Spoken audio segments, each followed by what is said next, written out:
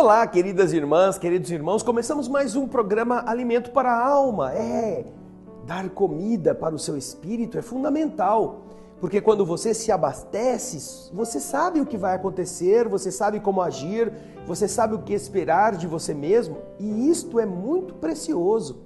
Muitos dos problemas que nós temos são decorrência de nós não entendermos como funciona o universo. O nosso programa apresenta para você o funcionamento dessas leis. A doutrina espírita é muito clara a esse respeito, mas não se destina apenas aos espíritas. O nosso programa é para todos, de forma que quem não é espírita pode aprender também como funcionam as leis do universo. O programa de hoje é muito interessante. Nós vamos mostrar a você imagens sobre um livro. Um livro que teve o seu conteúdo transformado em imagens para que você pudesse visualizar. E é justamente sobre como as coisas acontecem numa casa espírita. Ai, eu não vou em casa espírita, meu Deus, me dá uruca, arrupio, é a coisa do capeta. Você vai ver se é isto. Não precisa ir não, você vai ver como funciona. Por que a casa espírita ajuda as pessoas e como que o mundo espiritual trabalha com cada um que vai lá. E assim, você preste atenção, neste programa e no próximo nós vamos mostrar para você um livro em imagem. Vamos nos preparar para ele? Você vai ver na tela os créditos iniciais do Projeto Imagem, que foi aquele responsável por criar estes cenários para que nós entendêssemos a história. Trata-se desta edição nos bastidores de uma reunião espírita, o que acontece na casa espírita. É um relato feito pelo espírito Antônio Carlos Tonini, através do médium Luiz Antônio Ferraz, e está essa história escrita no livro Na Seara do Bem, editado pela editora Didier no ano de 1997. Esta edição você pode encontrar nas livrarias espíritas. E qual é o objetivo deste livro? É mostrar as inúmeras atividades que se realizam na casa espírita sob a ótica do ponto de vista do mundo espiritual. É por isso que nós vamos apresentar essas imagens para você em cada capítulo. Então agora, se você quiser inclusive ir anotando, vai anotando que é muito interessante. Nós vamos ao primeiro slide. O capítulo 1 fala sobre o retorno. Veja só, nesse slide nós vemos que pela primeira vez o espírito Antônio Carlos Tonini retornava ao ambiente de uma casa espírita após ele ter morrido. Ele havia se devotado às atividades espíritas quando ele estava na Terra, encontrando na doutrina dos espíritos os esclarecimentos necessários à compreensão dos enigmas da existência. Ele havia se fascinado com inúmeras atividades desenvolvidas nos núcleos espíritas quando ele estava na Terra. E ele tinha o desejo de agora, do lado de lá, observar o mesmo trabalho com os olhos de um espírito que agora era ele, sem o corpo. Ele, quando havia vivido na sua encarnação, ele havia conhecido, teoricamente, a influência espiritual durante as atividades do dia a dia dos homens. Ele havia conhecido, não era novidade para ele, o auxílio que os espíritos nos davam através da intuição, através dos recursos da fluidoterapia, o passe magnético. Mas agora, ele queria acompanhar a tarefa nos bastidores, vendo como ela era de verdade naquilo que os homens não enxergavam. Então, um amigo, Cândido, lembrou que a excursão não tinha o objetivo de satisfazer curiosidade, mas de alimentar os vínculos com a existência carnal e estender o aprendizado a mais pessoas. Vocês estão vendo aí o nosso querido Cândido falando com aquele careca lá, aquele careca que você está vendo na tela, é o Tonini. O Cândido está trazendo. E lá embaixo, vocês veem o desenho, existe um quarteirão onde uma instituição espírita está iniciando suas atividades daquela noite. Aí eles vão, o capítulo 2, vai apresentar o nosso Tonini ao responsável espiritual pela casa espírita, o irmão Joel. Os dois, o Tonini e o Cândido, entram no salão destinado às reuniões doutrinárias, no salão físico, mas eles são espíritos. O salão era bem grande, bem cuidado. Não havia luxo, mas uma simplicidade aliada a um bom gosto, resultando então um lugar muito agradável, à medida que as pessoas fossem chegando e iam se sentindo em casa. Emanações muito suaves, elas impregnavam o vasto salão, e vocês veem na imagem aí, olha o salão, olha lá na frente tem uma mesa, olha que os espíritos, eles são transparentes. O Mozart Couto, que foi quem viu essa figura pela sua mente para transmitir a ideia, você vê que ele faz todas as entidades espirituais transparentes. Você vai ver de novo, olha lá na imagem, ó, olha os bancos, você vê através dos espíritos, aqueles que estão lá na frente, são todas entidades. E eles estão preparando o ambiente para receber os encarnados que vêm depois. O Cândido dirigiu-se a um homem de mais ou menos 50 anos, com olhos brilhantes, largo sorriso, esse que você está vendo aí na tela, recebendo os dois. Era Joel, o encarregado das tarefas do centro, do outro lado da vida, no mundo espiritual. Era a entidade responsável pelaquela instituição. Em seguida, Cândido apresentou o Tonini, o careca, olha ali, informando que ele desejava aprender, ver como funcionam os serviços que são desenvolvidos pelos espíritos nas reuniões das casas espíritas. Então, Joel acolheu os dois, comentou que no trabalho dignificante que muitos de nós aprendemos a romper com o passado dos erros, esse é o trabalho de lutar contra nossas imperfeições e preparando o nosso futuro. Por isso que ele tem ali outros amigos, outros espíritos que estão ajudando Joel. E logo a seguir, o Joel, que é o responsável, pediu ao Marcos, a um outro espírito, que acompanhasse Tonini nas diversas observações e, depois de ver como funcionam as coisas, que aguardasse o início das atividades daquela noite. Isso está no capítulo 2. Então, é um momento de entrosamento e agora, no capítulo 3, o Tonini, acompanhado pelo Marcos, vai ver os preparativos. Veja só, esse é o slide que você vai ver agora. O início dos trabalhos. Inúmeros servidores chegavam para as atividades que iam se iniciar. Olha só quem que vinham. Todos eles espíritos. Médicos, enfermeiros, auxiliares e técnicos que colaboravam nas suas diversas especificidades. E ainda outros colaboradores formavam uma pequena assembleia que ia se realizar ali antes de receberem os encarnados. Eles se reuniram todos no salão. Joel iniciou os preparativos, recomendando a todos aquilo que Jesus havia recomendado. Toda vez que você fizer a um destes pequeninos qualquer coisa de bom, é a mim que você o fez, é a mim que você realizou. Então, os trabalhos estavam divididos em vários setores.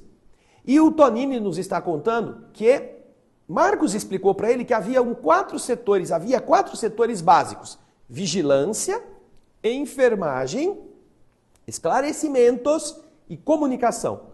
4 áreas daquela instituição que o plano espiritual administrava. Ele também informou o Marcos que há 20 anos antes, 20 anos antes, o número de trabalhadores espirituais era muito pequeno.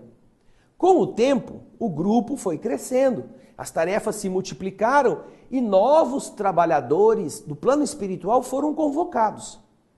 Aí o curioso, o Tonini, que está chegando lá para aprender como é que funcionam as coisas, perguntou sobre quais eram os critérios para admitir trabalhadores no trabalho. E Marcos informou que o primeiro critério era o da boa vontade. Tem boa vontade? Está disposto a trabalhar sem reclamar? O serviço era a oportunidade de iluminação e de crescimento. Assim, não existe serviço melhor ou pior que outro.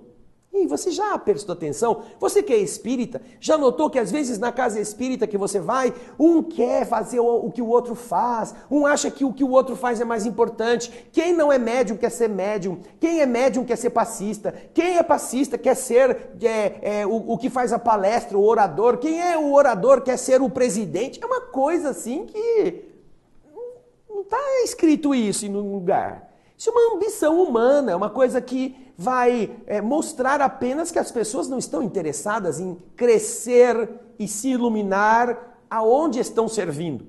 Elas estão sempre ambicionando o que os outros estão fazendo. Isso é um defeito nosso. E que no plano espiritual, isso não é admitido. Lá é necessário que os que irão trabalhar saibam que não existe serviço melhor ou serviço pior do que o outro. Todo auxílio em favor do semelhante é uma conquista em nosso benefício. Agora, o Marcos diz que mesmo assim, o Joel, que é o dirigente, ele não dava uma tarefa sob a responsabilidade de um servidor que ainda não se encontrasse preparado para realizá-la. Ele media o peso do fardo segundo a capacidade de quem ia ser chamado para carregá-lo. E então, diz Marcos, que a equipe de trabalhadores permanece homogênea sob a responsabilidade de Joel, que observa todas as tarefas, tarefeiros, disposições íntimas e recursos adquiridos, além das tendências psicológicas de cada um. Olha só como o mundo espiritual é criterioso para admitir trabalhadores para atender os encarnados. Bom, como o Tonini ficou sabendo que havia 4 setores, agora o capítulo 4 vai falar do setor de vigilância. Veja o slide agora. O slide que você vai ver mostra o controle que os espíritos responsáveis realizam na admissão e na administração das vibrações. Tonini, ele sabia da necessidade das tarefas de vigilância numa casa espírita. Mas ele estava surpreso com a quantidade de servidores ligados a esse serviço. Marcos então explicou a ele que, conforme as lições de Jesus, a entrada na instituição, na casa de Deus, é livre aos pobres e estropiados. Agora, muitos espíritos doentes apresentam traços de desequilíbrio, enquanto que outros, ainda ignorantes, tentam investir, tentam atacar as atividades da instituição. Os que são doentes estão em desequilíbrio, mas existem alguns que, além da doença, são tão ignorantes que querem destruir o trabalho. Daí então, diz o Marcos, da necessidade de manter ordem e disciplina no plano espiritual. E você vê aí a movimentação dos trabalhadores. Existem esses espíritos que estão como que em pedestais, não é? Ali, tomando conta, emitindo radiações para criar um campo magnético de defesa. Mas apesar disso, apesar da movimentação dos trabalhadores ser intensa, todas as tarefas que ali aconteciam eram desenvolvidas com dedicação e gentileza. Num clima de verdadeira fraternidade. Ninguém estava com o chicote lá, agora você vai, estala o chicote nas costas do cara. Eu tô mandando, vai fazer tal coisa. Não, não era essa a vigilância. Era algo feito com discernimento. E o Marcos apresentou a Tonini um outro ambiente que existe na casa espírita. Em torno do salão principal havia um outro auditório que se acoplava além das paredes de tijolos. Esse auditório era destinado a receber espíritos desencarnados que seriam assistidos. E lá no alto da construção, dessa construção que envolvia tudo, era possível ver os aparelhos usados no serviço de defesa. Um sistema de defesa com eletrochoques ou explosões de uma energia condensada para despertar, ou dispersar, melhor dizendo, os espíritos agressivos. Assim como na Terra, os infratores da ordem social são também reprimidos nas suas intenções de atacar e de ferir. E é isso que você vê nessa imagem que vai voltar para a tela, esses 2 espíritos que estão tomando conta e de lá vocês veem que eles estão envoltos numa luz amarelada, eles têm aparelhos que inibem aqueles que querem se comportar de maneira agressiva, atacando, machucando seus irmãos que o estão atendendo. Esse é o setor de vigilância. Agora nós vamos para o capítulo 5º, que é o setor de enfermagem. A casa espírita também é um hospital. Então há um serviço de enfermagem, um serviço médico. Veja o slide mostrando esse serviço. Numa determinada área, você vê uma equipe. No setor de enfermagem, a equipe se dividia em enfermeiros, técnicos e auxiliares sob a orientação de um espírito superior em medicina espiritual, que era o Dr. Cornélios. É esse senhor de gravata, paletó. E você pode ver que todos os que trabalham nesta área, eles possuem um uniforme com 2 símbolos. 2 tubos de ensaio que estão colocados acima de uma cruz. Estes 2 símbolos identificavam todos os tarefeiros da saúde naquela instituição. E o Marcos, você está vendo no canto ali, está o careca, que é o Tonini, e aquele moço que está do lado dele, apontando para o centro da sala, é o Marcos. O Marcos explicou ao Tonini que a medicina da Terra, muitas vezes, ela é mal baratada, ela é desprezada por profissionais irresponsáveis. Mas, na vida espiritual, essa atividade da medicina assume um caráter muito mais elevado, um caráter superior. Muitos dos auxiliares e dos enfermeiros foram médicos no mundo e agora continuam o esforço do seu aprimoramento individual. E ele continua dizendo, olha, o Tonini, aqui, para alcançar um título superior em medicina, não basta ter conhecimento técnico. É indispensável a aquisição de virtudes. Nessas tarefas em que servem os médicos da vida espiritual, não utilizam somente a razão, o raciocínio, mas principalmente o coração. Esses trabalhadores manipulam fluidos e substâncias medicamentosas e fazem até cirurgias em casos específicos. Durante as aplicações ou transfusões de energia, cabe-lhes auscultar os pacientes e acompanhar o serviço dos médiuns do passe, os médiuns encarnados que vão aplicar o passe naquela casa. Vamos voltar ao slide. Algumas ânforas, lembrando o tubo de ensaio na parte superior e bojudinhos na base, achatados no fundo, guardavam substâncias luminescentes e vitais retiradas dos vegetais. Essas ânforas que vocês estão vendo carregadas aí, uma pela moça e o outro por um senhor. Havia neles substâncias curativas retiradas dos vegetais. O homem percebe por intuição, diz o Marcos, a ação revitalizante do tônus vital que os vegetais nos fornecem. Daí uma sensação agradável e reconfortante que as pessoas experimentam quando vão passear junto ao campo. As plantas também os abastecem de energias positivas. Esses servidores que vocês estão vendo aí atuam diretamente sobre o corpo fluídico, alterando algumas das suas posições energéticas. Como consequência dessa ação no corpo vibratório de todos nós, quando a pessoa vai na casa espírita e vai receber o tratamento ou do passe, eles afastam determinadas enfermidades físicas por essa implantação de uma energia nova na alma da pessoa. Já que essa energia, esse processo, ele ataca a doença onde ela se origina. A doença do corpo não se origina no corpo, não. Ela geralmente está enraizada na alma. Então eles tratam do foco inicial, a alma.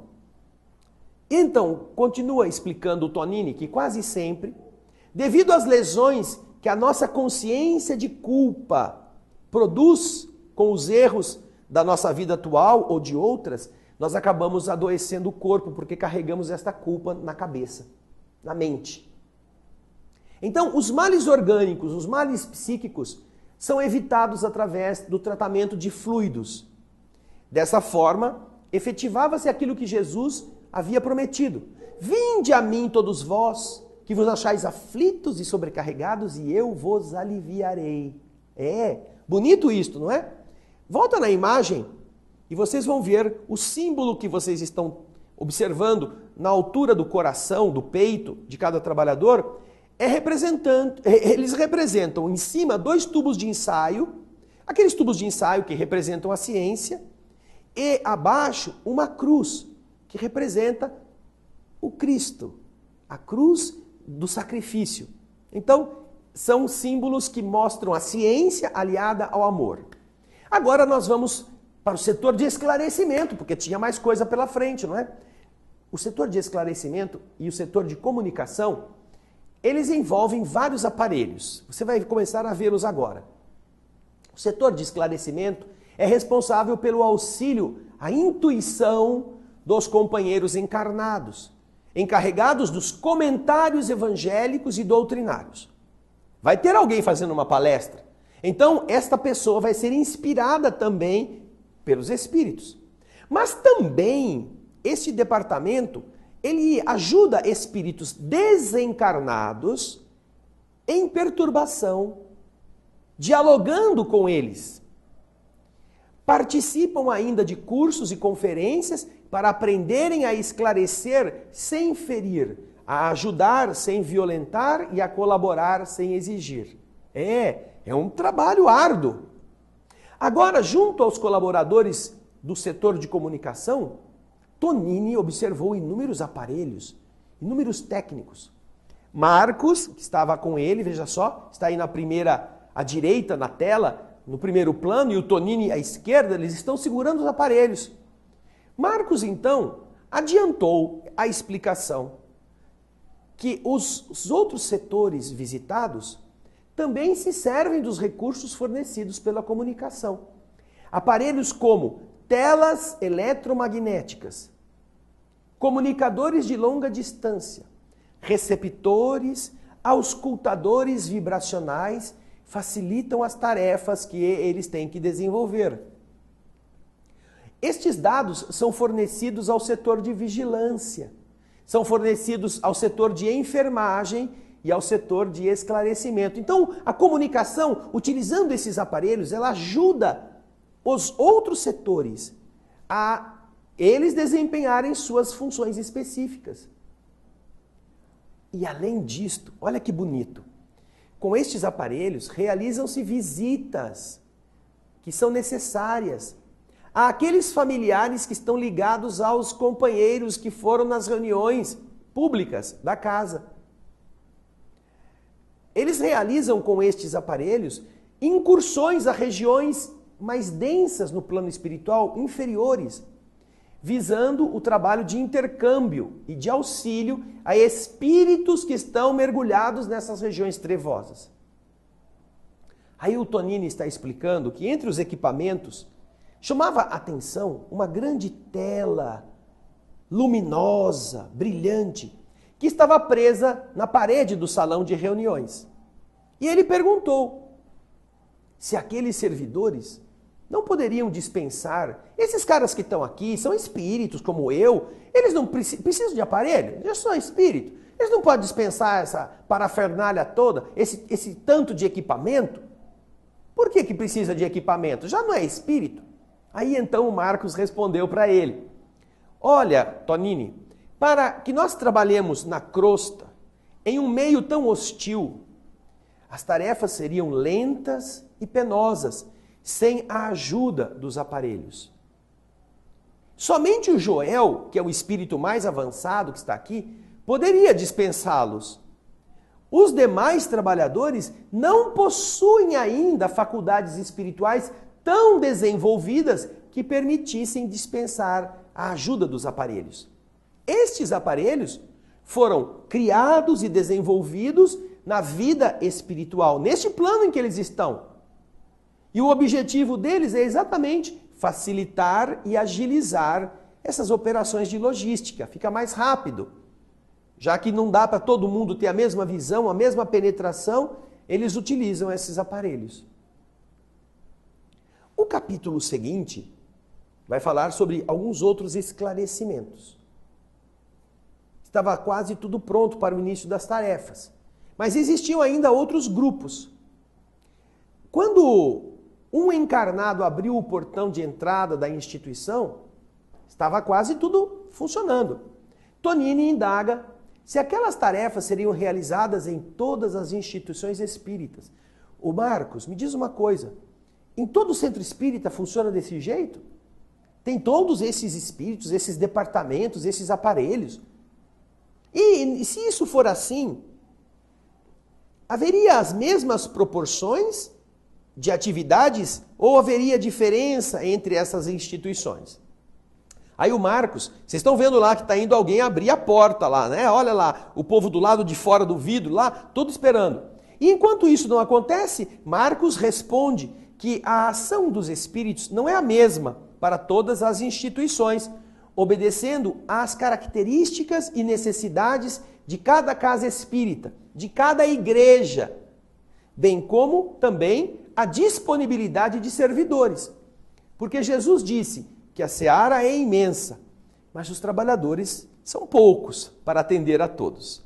Agora, existem agremiações que, embora tenham o nome de centro espírita, estão muito distantes dos postulados doutrinários e estão ainda mais distantes do Evangelho de Jesus, usando ostensivo mediunismo, recebendo espírito apenas, atendendo aos interesses imediatos dos seus frequentadores. Isso não é casa espírita. Isso tem mediunidade, mas não é casa espírita vinculada ao Evangelho. Tonini então perguntou ainda se mesmo nessas instituições, existe o serviço dos benfeitores espirituais, mesmo nessas. E Marcos disse que pouco se pode fazer em favor desses grupos, quando os encarnados e os desencarnados que trabalham lá estão surdos à orientação mais elevada. Assim, os espíritos benfeitores respeitam neles o livre-arbítrio, o direito de fazer o que queiram, deixando-os entregues a si mesmos, como aqueles que, cegos, caminham com outros cegos para o mesmo buraco. Mas, apesar disso, os espíritos mais elevados, eles monitoram esses grupos, esperando o momento propício para ajudá-los quando se faz necessário. Aí, ele vai falar do serviço da seleção, não é? A seleção que vai haver no momento da entrada na casa espírita. Ah, você quer saber como é, né? Você já deve ter ficado lá esperando a casa espírita abrir, ou na fila, ou em um ambiente preparado para que isso aconteça, né? A seleção natural. Tem muita gente lá, mas será que também os espíritos se ocupam de atender aqueles que estão na calçada? Boa pergunta. Boa pergunta. Então, só que a gente só vai poder responder no próximo capítulo. É como uma novelinha, né? Cenas dos próximos capítulos, você vai pensando nisso, porque na próxima semana nós vamos continuar com essa história, para você saber como que há uma seleção das pessoas que vão à casa espírita e dos espíritos que as acompanham, tá bom? Isso é para você entender como há uma preocupação amorosa das entidades em instituições como a casa espírita, que você talvez nunca tenha visitado, mas um dia quando você for, você imagina como que essas coisas são sérias.